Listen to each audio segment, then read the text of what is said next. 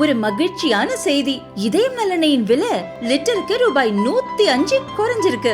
September 2023ல 1 litre இதயம் நல்லெண்ணெயின் அதிகபட்ச விலை ரூபாய் 503. ஆனா இப்ப 1 லிட்டர் இதயம் நல்லெண்ணெயின் விலை ரூபாய் 398 மட்டும்தான் தமிழ்நாட்டுல. அப்ப இனிமே எல்லாரும் இதயம் நல்லெண்ணெய் வாங்கலாம் இல்ல? கன்னியாகுமரி அருமனை அடுத்த அண்டுக்கோட்டையைச் சேர்ந்தவர் சுபாஷ், பேங்க் மேனேஜர். இவரது வீட்டில் கடந்த மார்ச் 20 கொள்ளை சம்பவம் நடந்தது. பூட்டை உடைத்து 35 பவுன் நகைகளை மர்ம நபர்கள் திருடி சென்றனர்.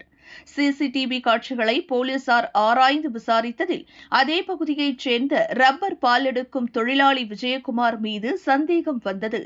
அவரை விசாரித்தபோது உண்மை வெளிவந்தது. விஜயகுமார் கேரளாவிற்கு வியாபாரத்திற்கு செல்லும் போது திருவனந்தபுரத்தைச் சேர்ந்த கொத்தனார் ராஜனின் நட்பு கிடைத்திருக்கிறது. பாரில் மது குடிக்கும் போது நண்பர்களாகியுள்ளனர்.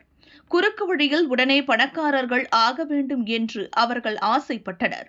அப்போதுதான் பேங்க் மேனேஜர் சுபாஷ் வீட்டில் கை வைக்க திட்டமிட்டனர்.